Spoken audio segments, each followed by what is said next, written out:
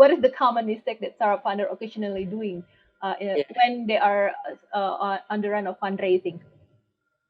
I think there are generally two. One is, two? well, they're not big mistakes, but Okay. I feel like more tips for them.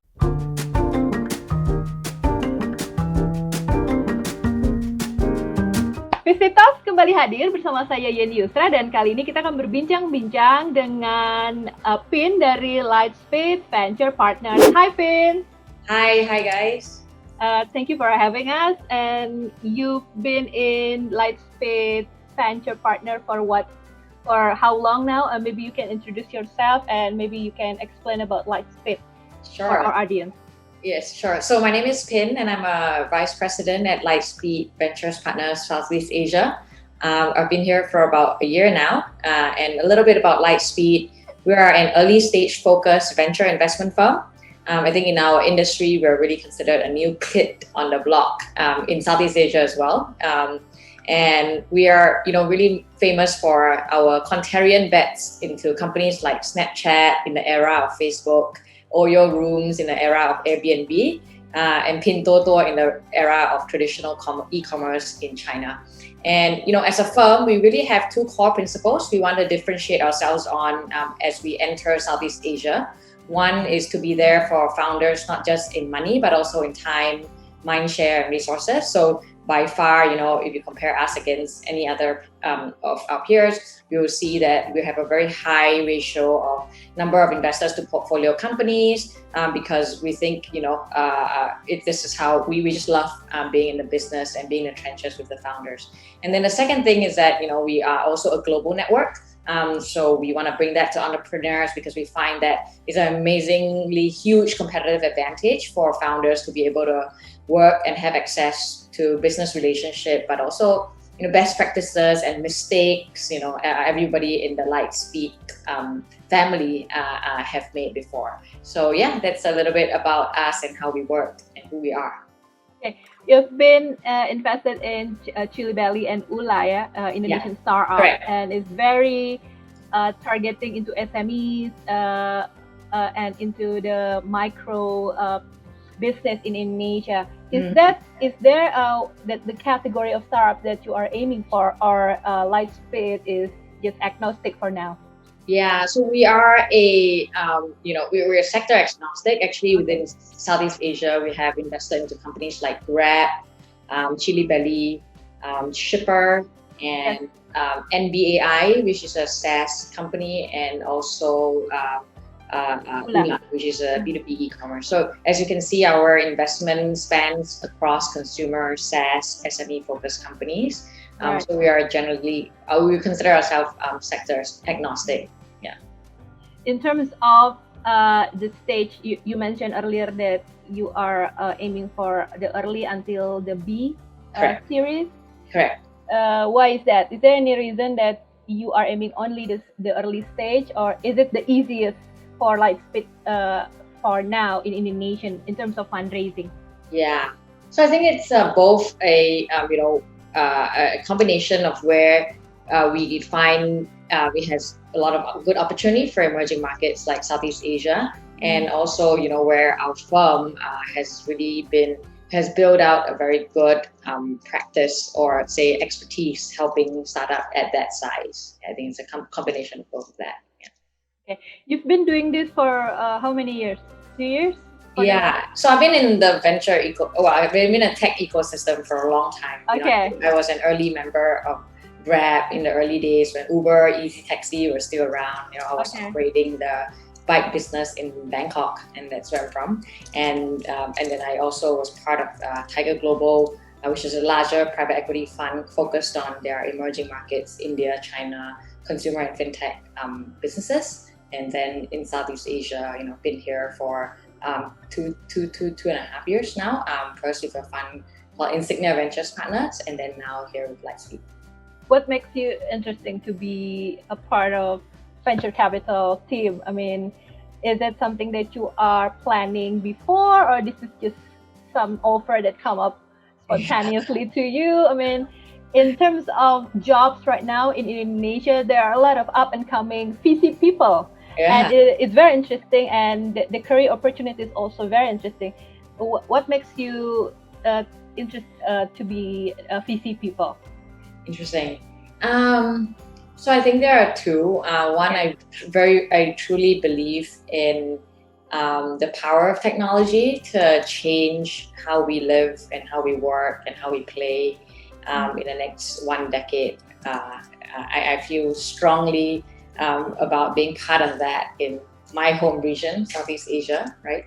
And secondly, I'm really energized by the work, right, of helping founders realize their dreams, helping them, troubleshoot and learn from one another, and that's what got me really interested. Okay, so you want to be hands-on PC, right? Hopefully. Yeah, hopefully I am. Hopefully. Okay. Yeah. So what is the biggest mistake that startup founder keep doing, especially Indonesian startup founder? Maybe you met the mistake that they already made earlier. Or what is the common mistake that startup founder occasionally doing when they are on the run of fundraising? I think there are generally two. One is two? well, they're not big mistakes, but I feel like more tips for them. One is start conversations early. I think don't start conversation when it is time to raise money, right? So I think think about VC funding as a relationship building opportunity as well. I think that's you want to have some run time to get to know one another. So that's one, and you don't want to be stressed by the monetary needs of your business there and then. So that's the first, and then the second thing is maybe just in their pitch. Oftentimes they don't articulate the right to win enough. I think it's a lot of people stop at I think this is a very big market and I want to go after it, but very few have that I come across have been able to articulate like why your team is going to win, why your approach is the right one for the particular market that you are building for. Yeah. So are you looking a good business model or a good founder? I'd say both. Usually VC said good founder because we can. Yeah, I think a good founder. Yeah, a good founder will be able to articulate the right business model, right? You might not be the eventual business model because it always evolves. But I think it will be a good founder will always be able to debate with me, right? What are different types of business model and why a particular type is the right one for now, at least, or for the near future. So the combination between the two will be perfect for you, right? Correct. Yeah. Right. Okay, so this pandemic, there are a lot of startups that are rising, and become very popular, like on-demand groceries, health tech, edutech. Do you see that hopefully after the pandemic is slowing down, that kind of category will rise? Or business as usual? I mean, the usual category of startups just keep doing their business. Maybe right now they are slowing down, but after pandemic they will rise again. Or do you see that kind of startup will rise after the pandemic? Yeah, I think the pandemic has definitely created a permanent shift of consumer behavior. I do think education has kind of permanently moved to a place where actually people are more accepting of online, distribution, online learning. Same for grocery buying, e-commerce. I think a lot of this change in consumer behavior is going to stick through even after our pandemic is hopefully soon. Okay. Yeah. So what does it take for startups to get noticed from you guys? What is the specific kind of startups that you are looking for, or how do they get in touch with you guys? Well, I think there are different sources. We're always available on our different various social media channel. The ecosystem is also quite small, so within one or two network, most of the time it's quite easy to get to any one of us on our team. What we are looking for, I think, obviously, someone who's really passionate about certain topic, certain area, certain market, and have a creative solution to the problem that they see. Okay. Thank you, Pete, for your time. Yeah. Hopefully, our Indonesian startup founder can see that Lightspeed is giving a great opportunity for them to grow their business, right?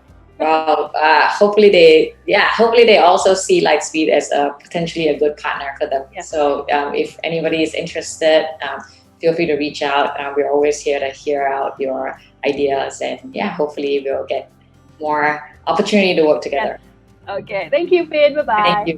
Thank you. Bye.